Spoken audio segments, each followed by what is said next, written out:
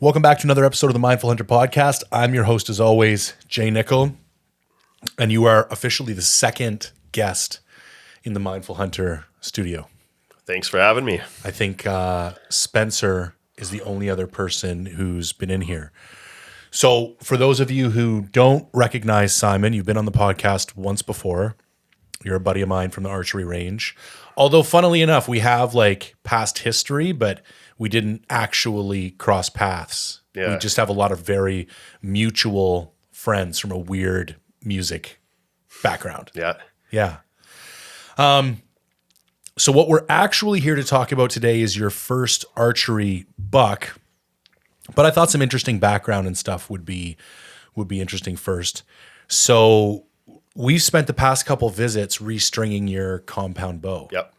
Which is a pretty rewarding experience. For sure. Yeah. Like that was, I've restrung mine once before. Is that the first one you've restrung? First one I've actually done myself. Yeah. Yeah. Yeah. I guess not myself, but with your help. Yeah. I mean, close enough. Yeah. Aside from just taking it to a shop and having them restring it, right? And we're both of the opinion that the shops are kind of shit here in Vancouver for the most part. Yeah. As far as hunting goes. Okay. I think that's the perfect qualification because I think Bormus is like a great recurve shop, and I think Just Shooting Arrows is like a satisfactory archer, like a target shop. But when you don't know hunting, there's just so many things you're not taking into account when you're servicing people's bow that it's like it's pretty shitty. Like I can remember I remember getting my like 80-pound bow home, and it was like drawing 68 pounds. And he's like, well, I couldn't draw it back, so I didn't put a weight on it. Yeah. And I'm like, well, you have a draw board. Put your scale on your draw board. You know what I mean? And he's like, oh, I don't believe in paper tuning. And it's like, well, because you don't have to shoot a fucking broadhead. Yeah. I wouldn't believe in paper tuning either if all I ever shot was field points. Exactly. What would be the point? Waste of time, yeah. Totally.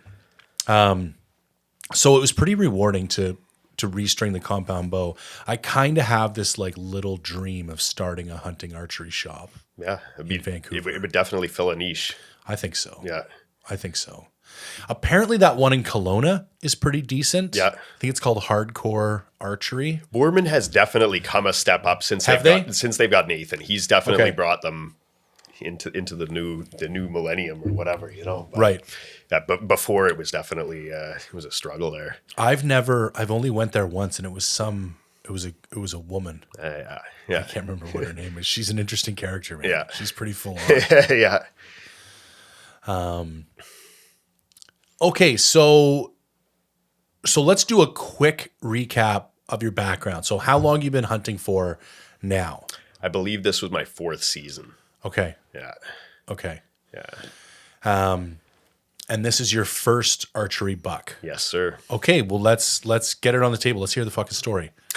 So I guess I should start back because the story doesn't start this October. The story never starts at the beginning. No, so like the first couple times I went out hunting, I definitely did have a deer tag in my pocket. I was kind of, whatever I could kill. I was. And you just for everybody's, you only archery hunt. I only archery hunt. Yep. Yeah. So I essentially went out with tags for whatever I could hunt in the area and was open to killing whatever I could in the area. Yep. But it's not like I was targeting a specific species. I wasn't going after mule deer in this specific area, So I killed a couple bears my first 3 years. I managed to kill bears, but no deer. My 3rd year I did go out specifically for mule deer with another guy. It wasn't, to fill my own tag. I had a tag. We were out for like the 8th and the 9th, I guess. I think we went out there the night of the 8th of September. So the end of archery season, right? Okay. So I hunted the morning of the 9th. I did stumble into a group of deer. I just kind of went for a poke around at first light, and I heard a stick snap. Yeah, I was just still hunting through the valley bottom, basically. I heard a stick snap, look up, and there's a doe like 30 yards from me. She's kind of watching me, but she's not spooked at all yet. So I just watched her, let her go back about her business. I just kept watching because it's still kind of dark, and as the light's opening up, I'm seeing, oh, there's another deer, and there's another one, and I'm looking at all of them. I don't see any headgear. I say, oh, these are all does, okay. And then I did see headgear on one. It was a 2-point. And so I said, okay, let me let me try and get in on this guy. He was kind of behind a tree, but I thought, let me be aggressive. I'll go around, try and just cut the distance and get a shot on him. And so I did cut quite a bit of distance, and then I stepped on a stick or whatever, and he stotted off. And I thought, okay, that's it, but the does didn't stot off. They were still chilling there. So I was just hanging out watching the does. I thought maybe I'll see how close I can get to these does, because I figured the deal was done on that buck. Sure. And then I looked up on the hillside, and there he's waiting for the does. I see him, he's maybe 80 yards away from me or something. And I thought, okay, so it's not over yet. And so I was still creeping up on these does, getting closer and closer to the does. Finally, the does they got a little bit iffy. They didn't spook, but they started heading up towards that hill. And he's still standing on that hill saying, thinking, hurry up, ladies. Yeah. So they kind of start walking up towards him, and I managed to cut the distance. I figured I'm just going to be aggressive. I'm going to pace it off. I ranged him. I believe he was, whatever he was 58 or something like that. I wanted to be within 45. I knew I wanted to be 45 or under. So I paced it off. I counted my steps. I said, okay, I'm 45 yards away from this guy. I drew back. He let me draw back. I floated my pin. And so I didn't know at the time, but I was dealing with a little bit of target panic. I wasn't shooting a thumb release at the time. I was shooting a slapper. Yeah. And so I guess, as soon as the pin hit those vitals, I probably slapped it good. Yeah. And I saw that arrow just sail right in front of him. Luckily, it didn't wound him or anything like that. As soon as it hit the ground, they all took off. That was super cool to watch. That was my first shot on a buck. I felt the heart going. Yeah. Was not the same at all as drawing back on a bear. Right. I realized that right away. Antlers do something weird, right? Yeah, it's like it's a different kind of adrenaline. Yeah. Because it's like you've got that high stakes, like I don't want to mess this up, but it's not the same as a bear when a bear is 20 yards away from you huffing at you, Yeah. But yeah, so that was my first real opportunity at a buck. And I thought, okay, that was kind of fun. So we continued the hunt for Brad. That was the end of archery season. That was the last day. We hiked in and did Brad's hunt. I did a short film on that. But that kind of, got me, okay, I'm interested in these mule deer here, let me try and learn a little bit more about these. And I thought Brad was a good guy to learn from. He's been hunting mule deer for quite a while. It's always good to have a mentor, especially a species specific mentor. So I went back out there again this fall, end of October. And I think I drove out on the 25th of October. So October 26th was going to be our first morning hunting. This is the same area we hunted last year for his buck. He knows it very well. It's 30 minutes from his house, so he can hunt that spot 5 days a week if he wants, after work, before work, whatever. So we hiked in there. It was still dark. He was saying, like, this spot right here in particular, we could see deer anytime, and I have seen deer in there with him. So took his word for it. Let's creep real slow here. And we crept into a little where it starts to open up on the hillside, and we start glassing, and we saw 3 deer on the hillside. It was still too dark to even make out if they had any headgear or anything. They were probably 120, 150 yards away, a little bit of a distance. Okay. But we were thinking, well, if there's deer right there, they're not the only deer around, there could be deer anywhere here. So let's just hang tight and let the light open up a little bit more. And so as the light starts opening up, we realize there's a buck 40 yards from us, and he's just standing there. And so I got an arrow on my string. He said he had told me it was 31 meters. He shoots in meters, I shoot in yards. So that's a little bit confusing, but it's not a lot of math to do. And at 30, it's not the end of the world. No, I thought in my head, 31, that's 34 yards. I'll just shoot it for 35. Yeah. But then he said to me, do you need an accurate range? And at the time, I was kind of like, well, you just gave me a range. Like, what other kind of range is there? I saw you range the thing, like, okay, but yeah, sure. I said yes. And so he gets in his rangefinder again. He's clicking it. He's not saying anything. And I drew my bow back, and I kind of rise up because I was crouched down. And I'm drawn back. I'm anchored. I'm floating my pin right on this buck while I was splitting my 30 and my 40 for 35, right? Yeah. And he's not saying anything still. And I'm like, well, I like my sight picture, It's 35 or 34 or whatever, I just started pulling back on my release, and I saw that lighted knock just sail, and it dropped, looked to me like it dropped low into his elbow. And I thought, oh man, so he was farther, Right. And then he was still in his rangefinder when I shot, so he didn't even get to watch the arrow fly. He saw that it looked to him like it hit low as well. Yeah. So we're both kind of thinking, oh man, like we almost had it sealed. The deal was sealed like first thing in the morning, right? All day to do the processing and stuff. Now we got a rodeo. And so the buck just ran off. We didn't see where exactly he ran to, kind of heard crashing for a little bit. And so basically we put a plan together that Brad would skirt around and try and either get his wind on the deer or get eyes on the deer. And I would watch and try and see where he runs and hopefully watch where he beds down again and stalk in for a second shot. Yeah. And so I'm thinking, yeah, man, this is going to be a rodeo of a day. Kind of hunker in here. And so Brad starts going up, or actually we both started walking back up the trail, and we caught a glimpse of my lighted knock lying in the brush there. And he said, okay, you stay here, watch your arrow. I'm going to try and get my wind on him or whatever, and watch, see if he runs off, watch where he beds. So I'm watching that knock, and he's walking up, and it feels like it's taking forever all morning, right? Probably took 30 seconds, but in my mind, this took hours. Yeah. And then I hear him yell, "Simon!" And as soon as I heard him yell, I knew it was a done deal, but I didn't want to admit to myself. So Yeah. I'm like, yeah. He's like, "Come get your fucking buck."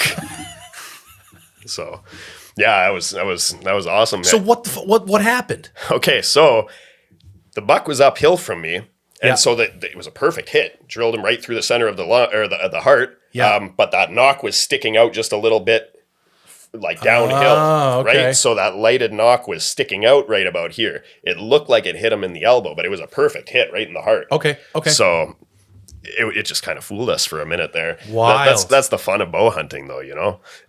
Yeah. That's crazy. Yeah. So I mean, it was cool too because I started walking up towards my buck and walked up to my buck, checked out my buck for the first time and got to take that in and everything.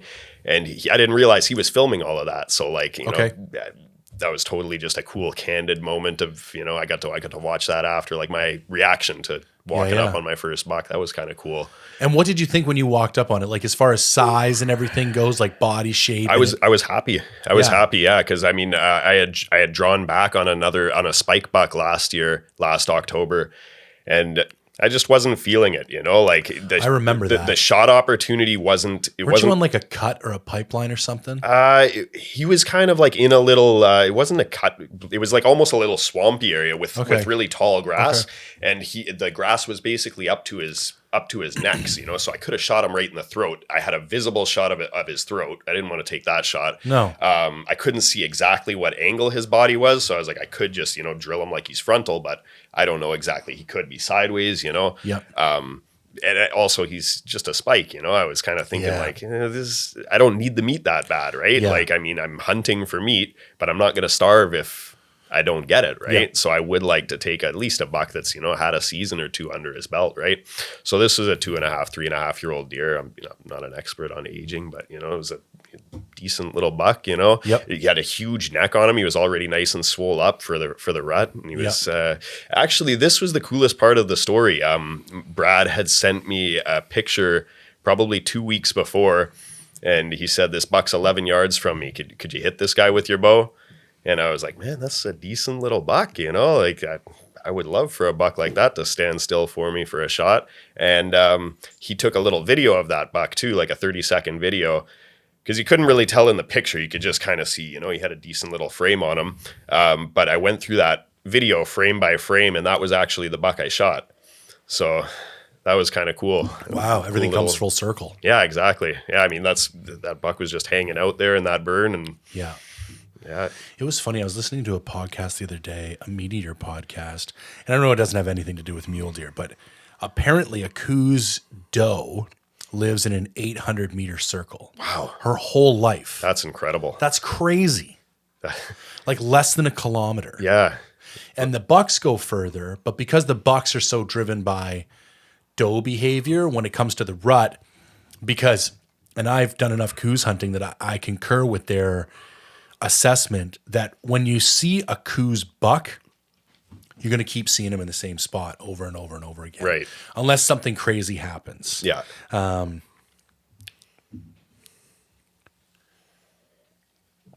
Sorry, my phone just. Anyways, unless something crazy happens, like a coyote or a cougar or something, like completely chases them out, they'll be in the same spot again and again and again. Interesting. Yeah, and I think the other thing I found about mule deer, like, okay, so here's some interesting differences in my experience between like mule deer, black-tailed deer, and white-tailed deer. Like when you blow out a white-tailed deer, like it's just gone. Like it just leaves the county. Mule deer seem to be a little slower to run away, and they like will always give you like the look back, check, right? Like they'll go up to the ridge and they'll stop. Yeah. And lots of times that can be an opportunity. And then they tend to double back, and the blacktail are notorious for that. Like you're almost, if you bump something, you're almost better off to just sit down. Yeah. Because I feel like the deer is going to come back eventually. Did I ever tell you this? I told you the story about the bear that I shot and it came back. I'm not sure. So I was hunting up in Prince George, and there was this target bear. I'd seen him 2 nights in a row, and he's giant bear. Call him Chevron because he has like a white chevron right on his chest. He's huge. Saw him 2 nights in a row, and the field that he was in gets flooded. So I was going back in for the 3rd night, and it had been raining for like 3 days in a row. And Lander told me, if you see that bear again, I'd shoot him because you're going to get flooded out of that field, and you won't. And I had my gun and my bow with me. So I was like, okay. So I go back in there, and right at, feeding time, 6:30, 7, this giant bear comes back out of and I have this whole thing on film. It's crazy. This giant bear comes out of the woods, and he's like eating on the fringe, and I'm in this big meadow, like couple football field size meadow, like thing's giant. Yeah. And it wasn't even a meadow. It's like an old farmer's field. It's like all grown over down on like a river valley bottom. And so this bear, and it's pissing rain, right? And I took a bad shot. It was worse than a bad shot. My scope was out too. Was that the one where you kind of hit him in the ass? Yes. Yeah. Okay. Yeah. So I'll finish the story simply because people are listening and now they're going to be... They're invested. Yeah. But I take a shot at this bear, and like I see like the water erupt off the bear. So like I think I hit the bear. Yeah. And then the bear goes crashing off into the woods, which is like the worst thing in the world. Yep. Like you're just like, oh God. Like here we go. Great. Now I got to go wade through like 6-foot sword fern looking for a black ball of death somewhere that's pissed off. Like this is just terrible. Walked around for a good 45 minutes and found nothing. Like no hair, no blood, no nothing. And it stopped raining like shortly afterwards. So I figured I would have found something. And finally I just had this feeling. I'm like, I bet you if I pull out. Oh, and I should also say, so what ended up happening is that I had GoPro footage of it, and I had phone scope footage of it. And so the whole time I'm looking around, I keep replaying this footage, and I'm finally looking at it frame by frame, and I'm like, I think I hit him in the ass. Yeah. Because at first it was confusing because where the water sprayed off of him kind of looked like where I hit him, but it wasn't. It was just a crease in his body where water kind of sprayed off. Yeah. So when I was confident that I hit him in the ass, I'm like, I'm going to pull out. Maybe he'll come back. Yeah, no shit, man. I go back to my spot like 2 hours later. This bear comes walking out of the woods, and I zoom in on him with the spotting scope, and he has like a 3-inch bald patch on his ass. Damn. Yeah. And I was just like, this is crazy. And it was one of those things that's like wrecking your hunt. Like, I can't believe, like, I shouldn't have taken the shot. Like, it was a bad shot. And my scope did end up being out, like not crazy out, but enough. Yeah. And it was like a 350-yard shot. And it was just everything about it was bad. And the relief that I felt when he came back out, so my hunt was still on, and it was just like, and then I did look at him at the scope, and I thought about taking another shot. And I can't deal with the emotional stress. Like, it's just too much, man. Like, yeah, so that was the bear that I shot. And it literally like 2 hours later came back to where he got shot. Did it look like he was wounded or just kind of like blew some fur off? Just took the hair off. Yeah. Like literally Yeah, just yeah. the hair. You can even see the white. Like Yeah. there wasn't even any red. Yeah. Yeah, you got to think, I mean, when these guys are walking through the woods and stuff, there's blowdown falling out of trees, branches Yeah. falling on them, hitting them and stuff. I You got to think bees too. I'm like, Yeah. maybe he thought he got stung or Yeah. something. I don't know. Yeah. But yeah. Yeah, man. Such a trip.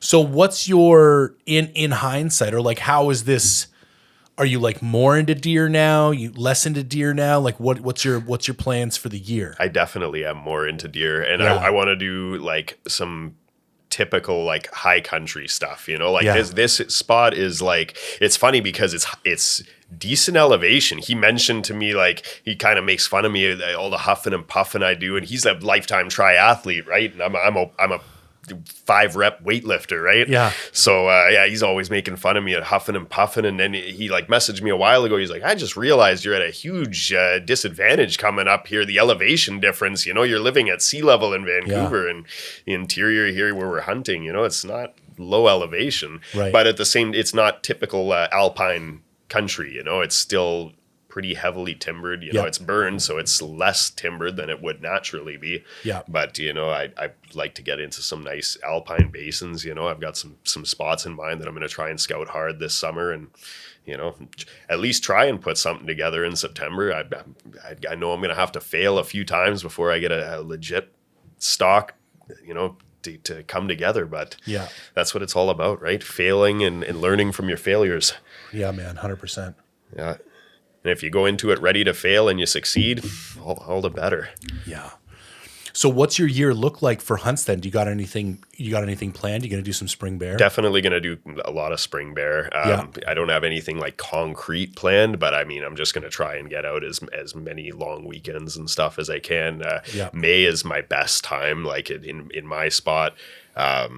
Early May, it starts to get really good. So I'm going to try and get out probably every weekend in May, take a couple days off work here and there, get out to the interior with Brad. His area is nice for bears. It's not as densely populated with bears as my area, but there's more moose, elk, deer. It's fun to see that stuff in the spring, because the pressure is off. Like, you're not in hunting mode, right? Right. You can just enjoy the moment or take photos or whatever. It's not. Why do you only see them when you can't kill them? That's the way it goes. That's the way it always goes for me. If I want to go out and hunt deer, there's bears all over. If I want to go hunt bears, everything in velvet is crawling around. Yeah.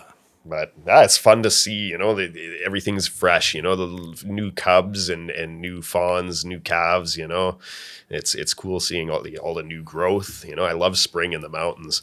The tops of the mountains are all, white and contrasted up. Yeah. I love spring, man. When you'll take your boy with you? Yeah. So I'll definitely take him on a couple trips. Now? He's 12. He's going to be 13 in August. So that's pretty good, man. Yeah. Like, yeah, he's getting stronger. He can pack some more hold weight his out. own, you know what I mean? Like, yeah, for sure. Yeah. I remember being 13 and doing like interior canoeing trips with my mom and stuff. And like, you're a legitimate help at that point. For sure, yeah. You're not baggage yourself. Yeah. You're carrying a load. Yeah. Crazy. Did you hear about this moose and caribou thing? No. Oh my God, man, what a shit show. So I'm probably speaking out of turn because there's supposed to be an official announcement last week. But the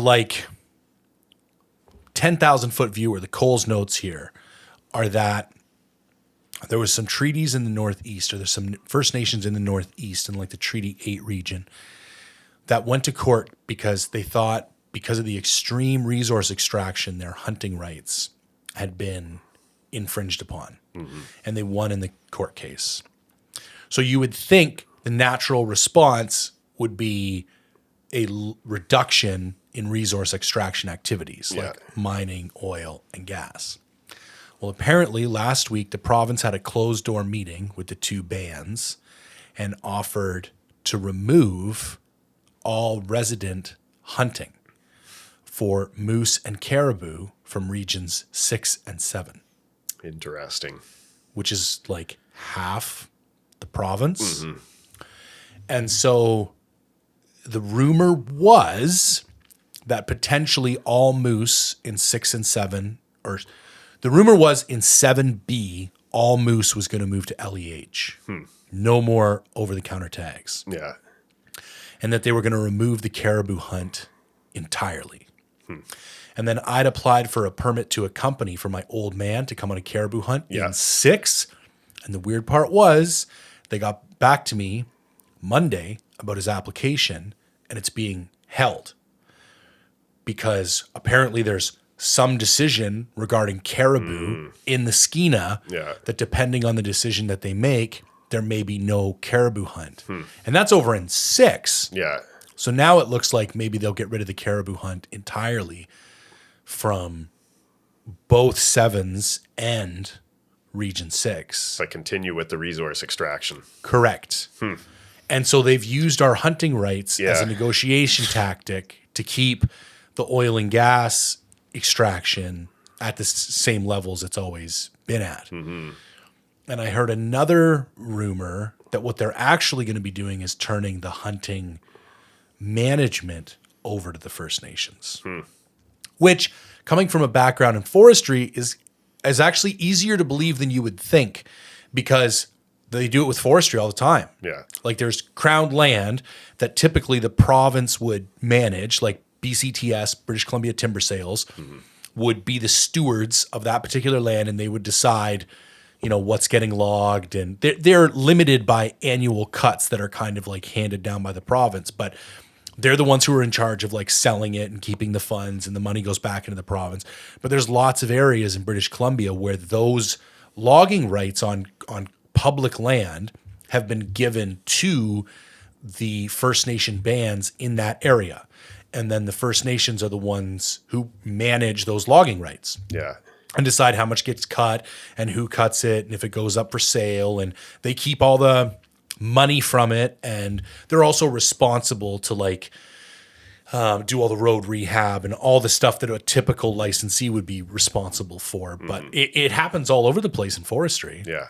So like them saying, this is your land because you have a treaty for it, so you are responsible for managing the hunting rights on this land. I'm like, I remember it was actually my taxidermist told me that like 2 years ago. He was friends with like a bigwig in Fish and Game, and he told me that's what was eventually going to happen. And I was like, get the fuck out of here, man. And I'm not trying to I don't want to freak out, because who knows? It could all just be like horse shit. But what tripped me out was right after British Columbia Wildlife Federation came out with this video exposing all this, I get this email about my old man. Yeah. And I'm like, okay, well, that's just too weird. You know what I mean?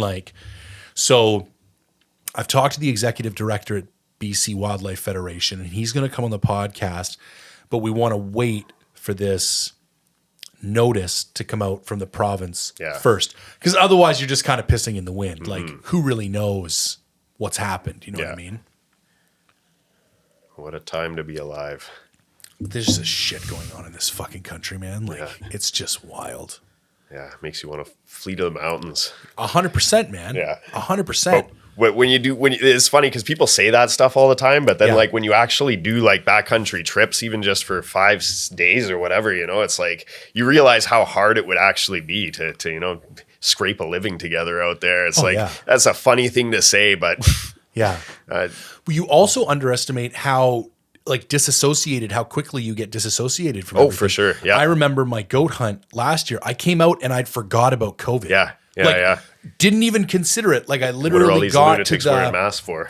To the Mesiaden Junction outside of Stewart, and I go to get gas, and there's all these signs everywhere. Yeah. And I'm like, what the I'm like, oh, right. There's a global pandemic. Yeah. Then I hadn't even thought about it being stuck in the woods. Yeah, you forget about those hot showers quick enough, I guess. Yeah, man, it's true. It's true. Yeah. You like the backcountry hunting the most too. I do. Yeah, I find that the most rewarding. Yeah. It's nice to go out to Brad's and be able to, take a hot shower in the morning and go have a few cold beers out of the fridge at the end of the day, but it's different, It's rewarding in its own way, but it's like even a backcountry hunt where you don't come back with anything. It's rewarding, Yeah. It's the experience in itself. I mean, people go backpacking all the time and they don't hunt, right? It's a rewarding experience to come out with an animal. That's just the icing on the cake.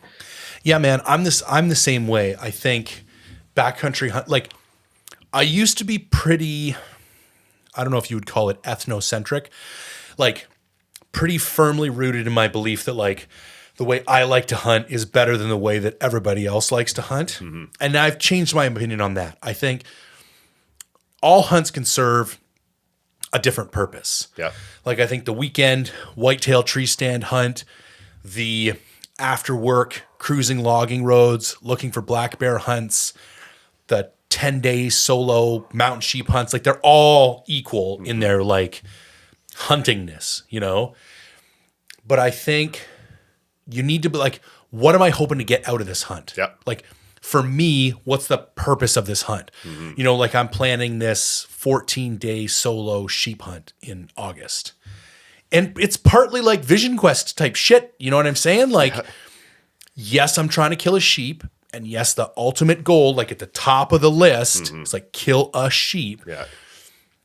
But there's a lot of other stuff that's going into it and a lot of other like mini goals. There's the macro goal and the micro goal. Yeah, 100%. Because I've thought about it. Like, there's a couple dudes I was kicking around asking to come with me, and I would probably increase my likelihood of a sheep getting killed. Yeah. You never really know which one of you is going to be, you know, depending on the situation. But when I keep going, what I keep coming back to is the fact that, well, that's not what this hunt is. Like, this is, I kind of made this commitment to myself that I was going to have one big solo hunt per year. Yeah. And because I canceled my goat hunt this year, the only other hunt on the calendar that was really possible to turn into a solo hunt was my sheep hunt, because I was supposed to go with Spencer and then Spencer had to work. So it was like, so yeah, I'm probably making it more difficult than I need to, but it's because I have this like other set of goals that I'm trying to achieve. Yeah. Yeah, that's the story of my hunting career, man. Making it more difficult than it has to be, but Yeah. that's everything I do. I make everything more difficult than it has to be because I know that's going to pay off more. You know, I mean, Yeah. that's just almost a universal fact of life. You know, the harder you work for something, the more challenging, the more you challenge yourself, you know, Yeah. just the greater the reward is going to be at the end of the road. Right. Have you ever hunted outside of BC? Never. Dude, hunting in BC is hard. Yeah, like there's this like belief that like we're like the land of plenty, and it's like it's not. Well, we have a lot of opportunity. Yes. But that's like the opportunity to have a tag in my pocket. Whereas other guys, you know, talk about going out and seeing 15, 20 deer in a day, Yeah. you know, in a basin. Yeah. And it's like, you might go 3-4 days here and not see a damn deer. Yeah. You know, it's. Yep. I also think BC is one of these places where it takes a really long time to figure it out. For sure. Yeah. So you're dealing with people with like these generational advantages that like, you know, the Musco comes to mind. Like my cat's probably about to jump up on you. Hello, sir. This is Percy. Yeah, like I think about the Musqueam or places like this where it's hard to compete, man. Yeah. Because these guys have been hunting this same area year after year after year. And they know exactly where to go.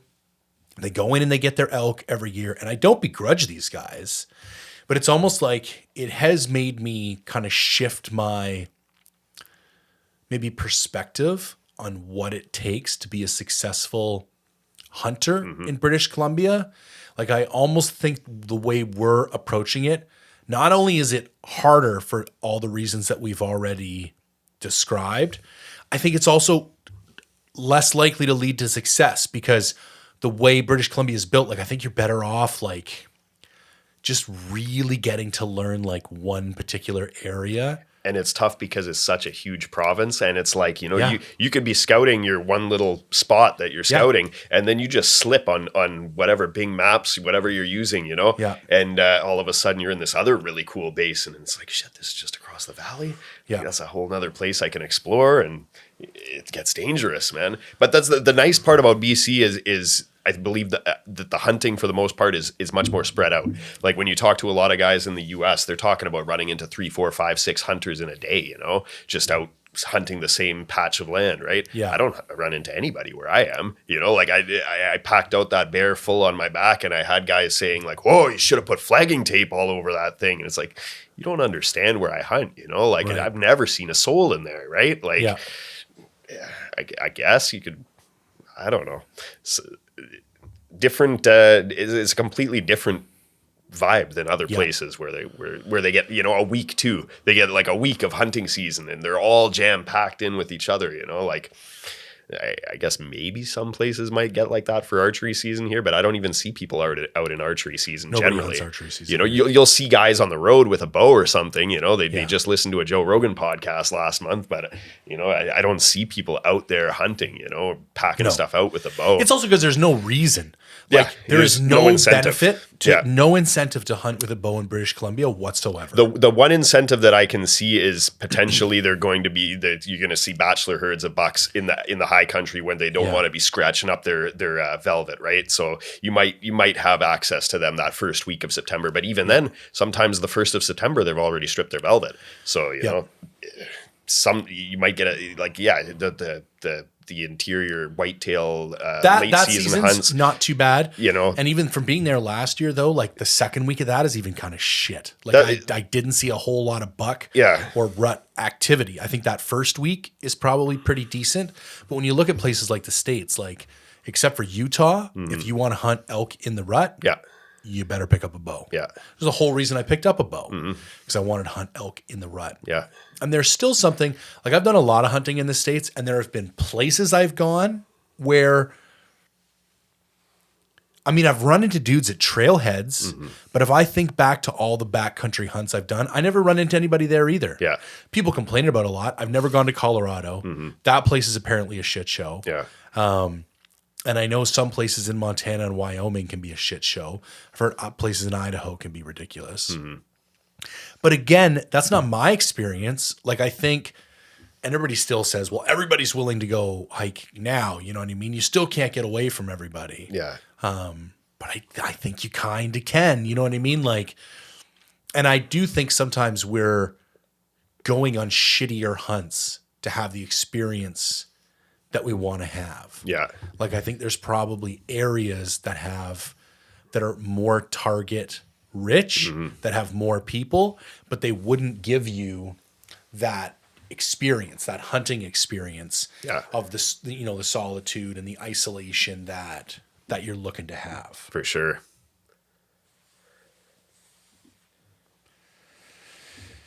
Yeah, man.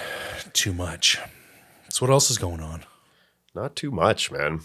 Got to get back to practicing regularly with the bow. I kind of didn't practice a whole lot during the fall, you know. Do you tend to like cycle on and off given the time of year? I really don't. Like I try to stay generally pretty consistent. I think it was mainly like I'll go to the range and shoot. That's fun. But I mean, the best thing for me is 3D, especially trail courses. Okay. And during COVID, they kind of shut those entirely down, you know? Right. So I mean, like I would still get my practice, my just regular practice in shooting at the butts at the range. Yeah. But I really like the trail shoots because you can, you know, not only are you judging the yardage, but you're also judging the angle on the trail courses, right? You know, some of the shots, they're like 35, almost 40 yard shots, but you're using your top pin just because of how steep it is, right? Right. So, yeah, it's cool to get that kind of practice in, you know, and it's fun to bring the kid out and, you know, kind of make a day of it. But yeah, just the shooting at butts at the range, you know, I know it's crucial, but it's just monotonous, right? It's not super exciting. No, I prefer the trail shoots, and luckily they're kind of getting back to 3Ds now. There was just a flat field at Burnaby Lake on the weekend, so went to that. And how was the turnout? It was not bad. Yeah, not bad. Yeah, it wasn't as busy as it has been in the past, but I mean, yeah, it was pretty decent. It's funny seeing like, you know, the couple random people here and there wearing masks and stuff. And it's like, I don't know how you shoot, especially traditional archery, you know, I guess you could kind of. Well, that would be crazy. Yeah. Yeah. Cause how are you going to feel the shit on your face? No, I don't know. You know, like I went to see Nathan to tie in my peep and stuff the other day. And, you know, he asked me to take some shots and I went to go draw back with the mask on and I was like, I can't do this. You know, I got to feel it on my nose. I got to feel it on the side of my mouth, you know. I don't know how people, especially traditional, you know. It's so much more. No, that's ridiculous. Yeah. Cause I bought this like a ghillie hood. I think it was the First Light. It might be called a 3D Phantom or something. They had the jacket. And do I still have, did I only buy the hood? I thought I had the jacket too. Must be gone. Now I don't know where any of it is. Anyways, I'm trailing off. Yeah, but it's like this ghillie hat. So it has all this stuff like hanging off of it. Yeah. And I bring it. I did bring it when I owned it on like 7 or 8 hunts in a row. And every time I thought about putting it on, I'm like, I can't wear this thing because like I need to feel that like same anchor and I need to feel the light, like how much pressure the string is against my lip and like on the tip of my nose. And I'm like, okay, if it blows a shot opportunity is better to me than having a shot opportunity and then having something like that. I really learned a lot when I was, well, I wouldn't say necessarily I learned a lot, but one of the takeaways from my winter whitetail hunt, a combination of the clothes I was wearing, like significantly changed the angle of like, basically I think there was so much fabric in this area between my shoulder. You from I couldn't get this. So I was getting close, but like all the geometry had changed. Yeah, restricts your mobility. Yeah, and it was functionally changing like my whole shot sequence. Yeah. And I was like, I ended up having to like strip down to take the shot because I was like, I can't shoot like this. And I thought to myself, okay, this is something you need to pay attention to next year because if it's like minus 20 outside, like you're limited into how many clothes you're going to be able to take off. And especially with whitetail, it's not like you can wait until you have the shot opportunity and then start taking clothes off. Like you're going to blow them out. Yeah. And so, yeah, that was luckily enough when I did take my shot, it was kind of like midday and a bit warm and I was able to like kind of have minimal gear on anyways. But yeah, man, I'm very sensitive. Okay. A couple questions, but on that note, you've been using the kisser button. The nose button. The nose button. Yeah, the Bomar nose button. Yeah. Yeah. And what do you, I guess the kisser is the one that goes in the corner of the mouth. Yeah. So that one I find like I haven't used a kisser button, but I find it's like it's a thick thing, you know? So I mean like it could be up here, you know, like a millimeter of difference, you know, it's significant in your anchor point, you know, at longer range. That nose button, I find it's sharp, you know, it's like a sharp little pinprick on the tip of your nose. And I can really feel, you know, if I just move it just a tiny little bit around my nose, I can really feel that, you know? So I think it gives me a much more accurate anchor point on my nose, you know? And I can kind of just draw back with my eyes closed, you know, get anchored properly there. I open my eyes, I'm centered right in my peep, you know? I feel like it's anchoring on 2 different axes as well. Yeah.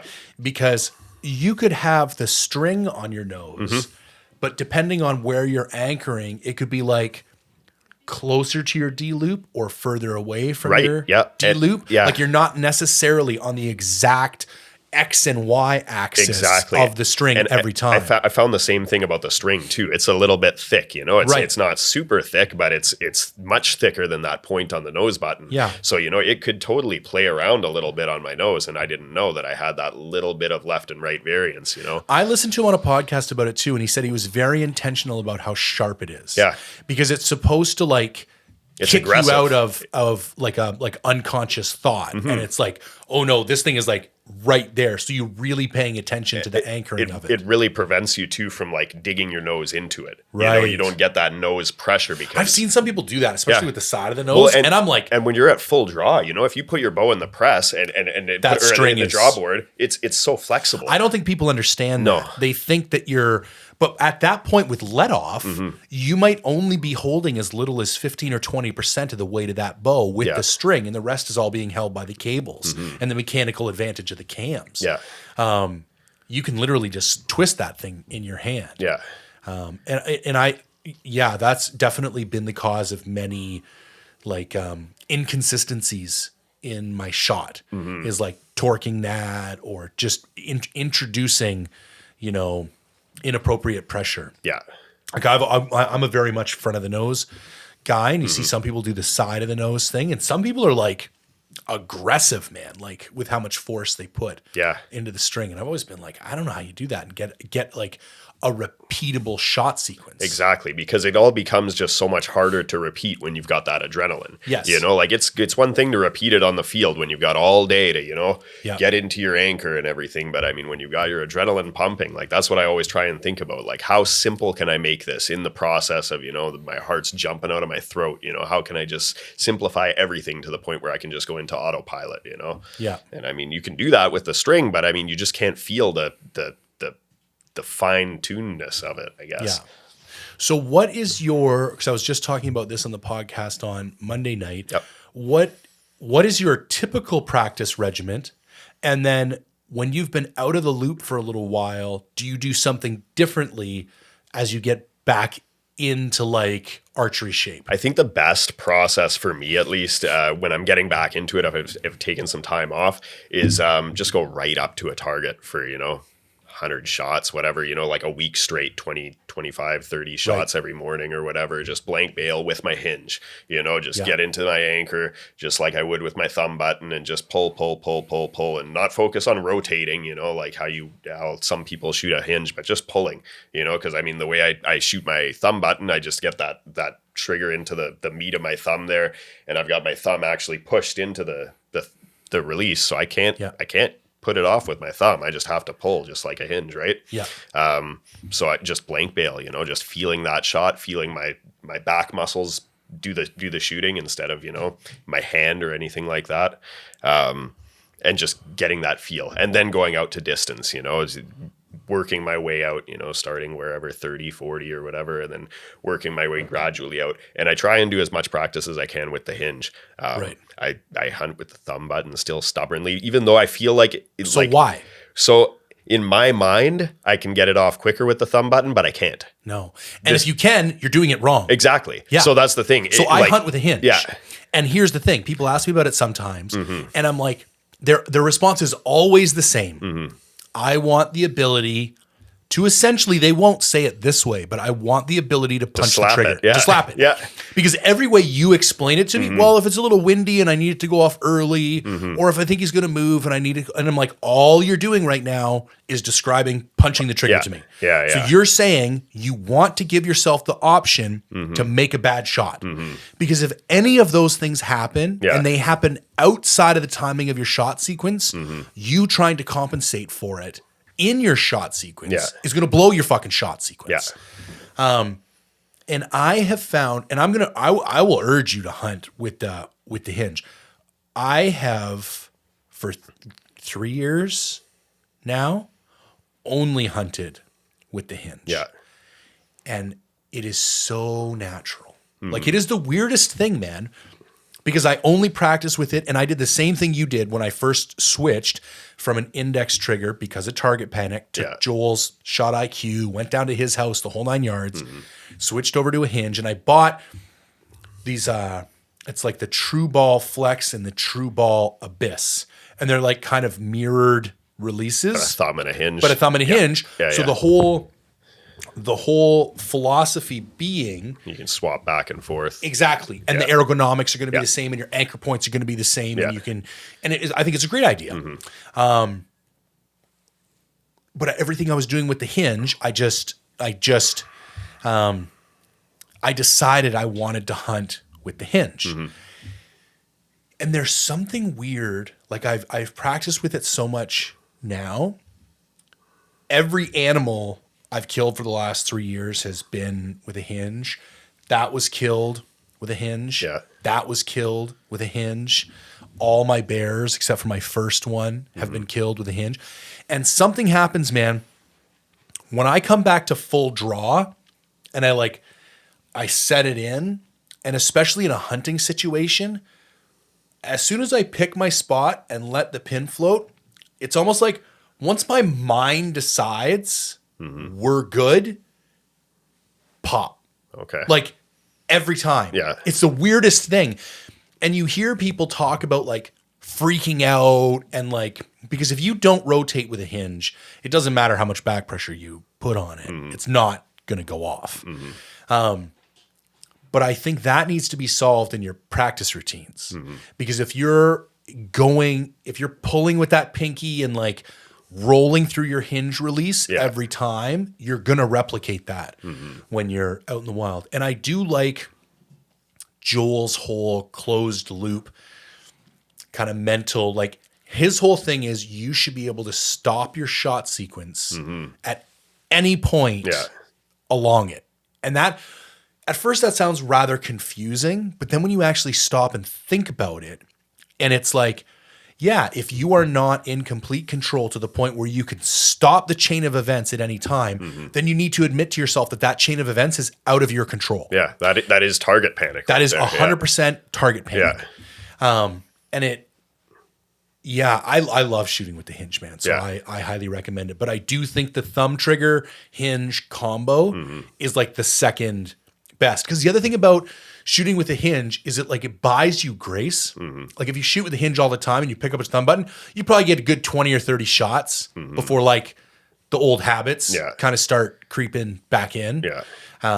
So I think, going out and hunting with a little while, and everybody's got their own thing. I'm not going to call anybody out, but I was just amazed by how confident I was hunting with the hinge, and I've never looked back. Yeah, I definitely am way more confident shooting with the hinge. Yeah. So I've definitely thought about hunting with it. I think I am going to make the plunge because you can't deny better accuracy, right? Well, see, and it's just like with that ghillie face mask. What happens is I always have these ideas of things I'm going to do differently on a hunt. Yeah. And then as soon as it gets to go time, I'm so nervous to do anything different than my practice routines that I'll bring weird things to wear or different things to put on my bow or like. And but if you haven't practiced with it, the confidence isn't there. Yeah. Well, here's another example. The first couple days I went in the stands for whitetail hunting, I took my stabilizers off. Oh shit. Because I was thinking, it's short shots. I don't. I'm in a closed quarters. This is going to make it more maneuverable. And then I took a couple shots at camp one night without my stabilizers on. Yeah. And I'm like, this is not good. Yeah. And I don't think I was a bad shot. And I think if I practiced like that long enough, I would be fine. But I was not accurate. Yeah. And I think it was just because my setup felt different. I feel like any small change, like in theory, that shouldn't change your tune at all. But I feel like any small change you make, like even if it's not changing the tune of your bow out of a hooter shooter, it might totally change the way you're gripping it or whatever, right? And that could change your tear on paper.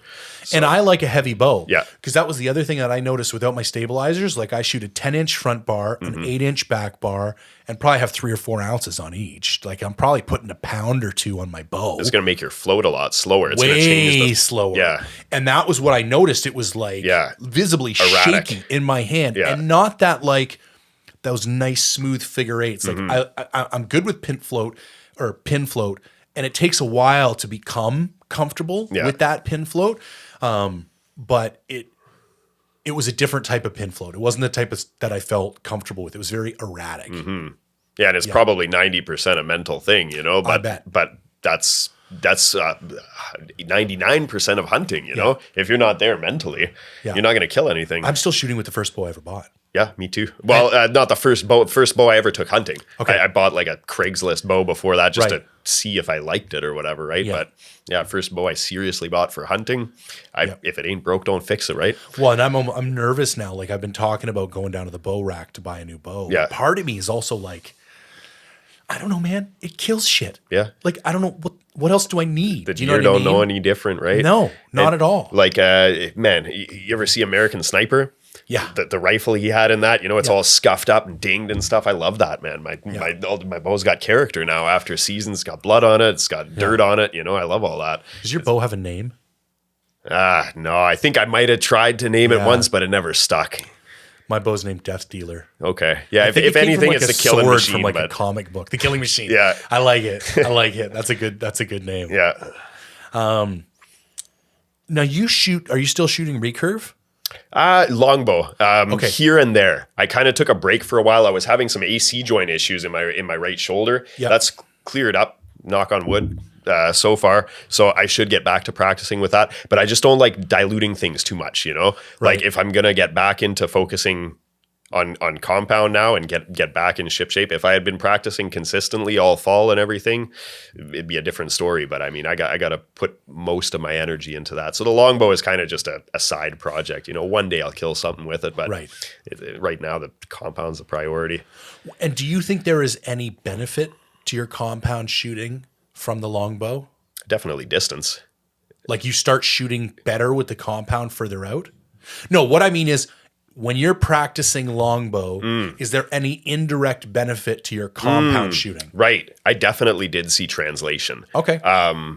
Like just the fact, you know, that like a surprise release with a compound, you can feel a surprise release to a certain extent, but I mean, you always know it's going to go off, you know, with that first surprise release with a traditional bow, when it actually slips through your fingers, you know, and you're just pulling back, it's like, oh, okay. Like, because it's a much more gradual process too, where it's like, it's really hard, man, even with a hinge or a thumb button, like it's pretty binary. Yeah. Like it's either on or off. And even when they talk about, like, that's why I had to get away from an index release. Like Joel talks about all the time, you go loop it over and then start pulling. And I'm like, I can't, man. Like as soon as I feel it, I just pull, then squeeze my finger. Yeah. Like I can't, it just never really worked. Or you punch it with your back. Yes. Just a jerk like that. Correct. You know? So, Correct. Yeah. So I mean, with the longbow, yeah. Once I started really feeling that, I said, okay, let me just translate this into what I should be feeling with the hinge. You know. Yeah.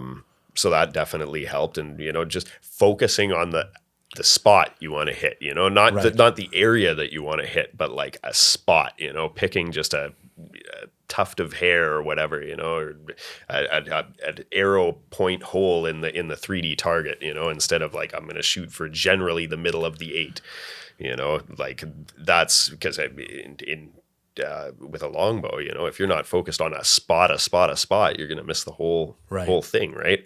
So that kind of really like that, the aim small, miss small mantra, you hear it all the time. But I mean, like once you kind of dial that in, like, oh, okay, aim at just a hole in the target, you know, I get it. I remember there was something else from my whitetail hunt this year. It was getting kind of close to dusk the one night, and there was some does kicking around, and I just came to full draw a couple times just to like feel it out. Yeah. And it was so dark that they were just kind of like blobs, and through your peep or like through your eyes too. Worse through the peep. Yeah. And like still legal, but by the time you lifted your peep, you're like, this is not ethical. What size do you shoot again? I think it's just a 3/16. Yeah. Like it's not a big one, but it fits my housing right. Yeah. But I thought that was an interesting insight you had last week, that you specifically shoot a bigger peep to let more light in. Yeah. Yeah. It does decrease my accuracy at longer range. Yeah. But exactly at first light, last light, you know, I've been there where I'm, you know, it's getting dark and I'm like, okay, well, like I can see with my eyes. Could I see through my peep? No, I can't. Yeah. And so, you know, I thought to myself there, well, like, do I want that extra 10 to 20 yards of accuracy that I'm going to get, or do I want the ability to shoot something out here to kill something? You know, I'm not out here to shoot paper at you know, long range. The thing I really noticed about when it was dark and the body just turned into a blob, my confidence just utterly dissipated. You don't have a spot to pick anymore. Yeah, and I was just like, you think it would be, because it's kind of just like the target, like it's just a circle. Yeah. You know what I mean? Like I should be able to just put my pin in the middle of that shape. Yeah. It's not like that. No, not at all. You can't do that, because as soon as you lose, because if you're trying to reference the outside of the shape, then you're not looking at your pin. No. You're looking at the outside, and then you're trying to gauge. Exactly. Like, okay, I need to be this far down from here. And then all of a sudden, all this weird mental math is going on. And I think our brain is wired, like our high level of accuracy comes from the ability to match up the pin with the small spot. And that's why I don't even like splitting pins. Because it's the same thing, like gap shooting, like between the two. I don't even like doing that, you know, and I won't, I try very hard to not be in situations where I have to do that. Would you ideally then slide you got a slider? I do have a slider. I would aim high or low. Yeah. And that's what I've done in the past. Like instead of splitting the 30 and the 40, I will take the 30, let's say he's 35, and I'll put it on the top of his back. Right. And what I've done before is I will split the pins to see where they're supposed to be. Yeah. And it's like, okay, so that's where the 30 is going to be for this to be in the middle. Yeah. And then I will just use the 30 and aim the 30 because again, having that pin located on that actual spot, because I don't think people realize how hard it is to shoot on an animal after shooting at a target. Yeah. It's so, you feel so confident shooting at a target. Like, it's bright colors, there's lots of contrast. You're like, and then when you get out in the real world, and like black bears are notorious for this, man. Yeah. Like, it's so, even with a rifle, it is so hard because they just soak in light. Yeah. And then you're trying to pick something out and you look through your rifle scope and you're just, it's just this abyss of black. You know what I mean? Yeah, and when you're used to shooting at 3Ds, you know, the vitals are generally in the roughly the same area on all those 3D targets. But I mean, depending on what angle an animal is standing at, that might be not even a kill. If you know you 11 the guy, it's not even a kill, right? Yeah, I always thought it was interesting. I heard guys on a podcast one time saying 3D shoots should like compensate for what an actual kill shot would be given the angle, because like you're saying, you know, let's say it's a severe quartering away from up above, you might be actually shooting in through the neck in order to go through the vitals, but that wouldn't get you any points because you got to hit those little circles. You know what I mean? So often what I'll do at the 3D shoots, you know, if they sometimes they'll have something really quartering away, and I shoot for a score. Yeah. But, you know, that one's obviously going in here and coming out the front. It's touching nothing. Yeah. Then I'll shoot for an actual how I would kill it, you know, and then go up to the target and look, okay, so I hit him way back here, but if it came right through him, it's going through both lungs and it's perfect, you know, it's coming out right here. Love it. So it's kind of something I think about at 3Ds, you know, it takes me an extra arrow or whatever. I just shoot them all for fun, you know. Some guys get hyped up about the score and getting their 30-cent ribbon at the end of the day, but I mean, I just want to shoot for fun, make sure that I'm still killing stuff, make sure my yardage judging is acceptable, you know. Yeah. So no, I think that's a great idea. The other thing that I want to do this year, because I do have a late season whitetail hunt in Alberta the last 2 weeks in November, is do a lot more elevated shooting. Yeah. Because your kill zones are completely different. For sure. And you're going to have to do some, that's the other reason I like a high powered bow with a heavy arrow.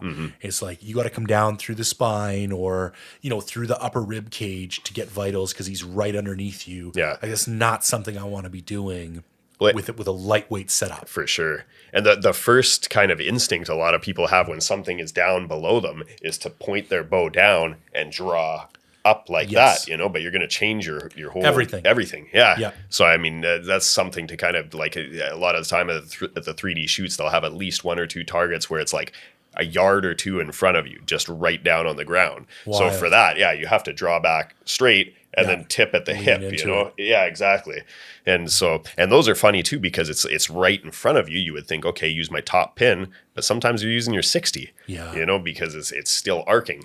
Yeah. So it's good to know exactly what your bow is doing though at different distances, because some guys, you know, they go to shoot something and it's at 2 feet or whatever, right? Well, that's the other thing most people don't realize is that when you get closer, you actually start working down pins. Like when I'm in my garage, I'm like using my 50 for 5 yards. Because the arc hasn't even started to happen yet, so it hasn't got up to where it would be at the 20-yard pin, which is most people's lowest pin. Yeah. Have you shot yours through a chrono at all? Never. No. Yeah. I want to get one. Yeah. Oh, they shot my rifle through a chrono.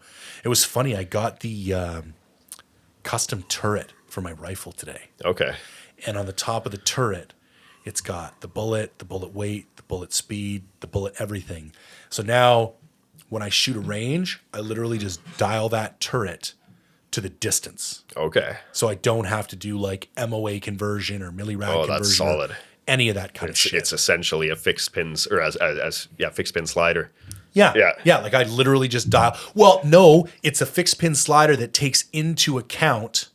No, you're right, because I still need the rangefinder to do the cut. Yes. So it's exactly it's exactly like that. What rangefinder are you using? It is a Leupold TBR 1400. Okay. It's only $200. Solid. It's incredible. It has a bow setting, which automatically does the cut for you. Yeah. It has a line of sight setting, which will do nothing except tell you the slope distance, Yeah. like how far it literally is from one thing to another thing. And then TBR is true ballistic range. So then it will tell you the horizontal distance, which is the distance accounting for the angle. And if you punch in the load that you're using, Yeah. it will tell you either in millirad or MOA how many, like 1.2 or 1.4. Yeah. So that my other scope is set up on just millirad. So then I just dial the turret to whatever it needs to be, but it's in millirads, not in yards. Yeah. I just realized that's a pain in the ass because I now have one scope that's in yards and MOA, and I have another scope that's in meters and millirads, That gets confusing. which is kind of annoying. yeah. But I guess you're only ever going to use one at once. And my thing was I wanted the second rifle for when I go hunting with my old man and my brother. Yeah. And I kind of always figured I was going to need to pick up a second rangefinder because, like, what good is two rifles without two rangefinders? Right. Because you can't Yeah. split up anyway. It's always handy to have a second dude with a rangefinder there too. Like whenever my son comes with me now, he's always got a rangefinder just in case, I mean, Sure. if I'm at full draw, he can range something for me. And last time we were out, he was actually, he got a little bit bored. So I just told him like, range that tree or like, guess how far away it is and then range it, just practice Isn't your it funny yardage how judging. shitty some of your guesses are? Yeah. Well, for me, generally under like 40, I'm pretty good. Okay. But like, especially when I get into rifle ranges, man, Yeah. like I've looked at things and thought they were like 250 and they're 600. man, I'm like, I'm the other way. I saw a bull elk with Brad and I was kind of thinking about like, okay, so if I was going to stalk that bull, I'd have to drop down into the valley, get up above him, come back down. Like, I was like, so what would your approach be here? And he's like, drop my fucking pack and shoot it. What are you talking about? And I'm like, well, how far away is that thing? He's like, this is like 250. Yeah. And I was like, shit, I thought it was like 500-600 yards, Yeah. But I mean, I'm never estimating rifle distances. It really depends too on what's in between you and the thing. Like, Yeah. if you're shooting Yeah. across any type of gap, it's almost impossible to judge like really long distances like that. Yeah. Yeah. Yeah. But the flatter stuff is like where you have more cues. You know what I mean? I think it's a little bit easier, but certain circumstances. And that's why I've heard even at 3D shoots, those like the gap ones are like some of the hardest ones because there's tricks at 3Ds. Like you could cut the distance in half, right? Yeah. And you can't do that when there's a big slope. When there's nothing there. Yeah. And especially severe distances will make it really tricky too. For sure. Yeah. Yeah. All right, man. I think that about wraps it up. Congratulations on your buck. Thank you, sir. Forgot for a second time in a row to bring me pepperoni. No, now I got 2 packs with your name on it. Okay. I'll take it. Yeah. I'll take it. Well, thanks for coming by, man. Hey, no problem. Thanks for having me. And- Beautiful studio you got here. Yeah. Well, I need to have more guests, and it's like, what's the point? Yeah, of take building advantage. when you don't have people come over. You build it, they will come. And I think it's better in person. Like Zoom yeah. is kind of like, I mean, we've made it do, but I think a podcast just has such a better vibe Better flow, yeah. in person. Yeah. All right, man. All right, everybody. As usual, if you could take a moment and engage with the podcast, like, comment, share, subscribe, I would greatly appreciate it. And if you want to go to mindfulhunter.com/shop, pick yourself up a t-shirt, a hat, whatever. It helps everything I do here at the Mindful Hunter. And as always, thanks for tuning in.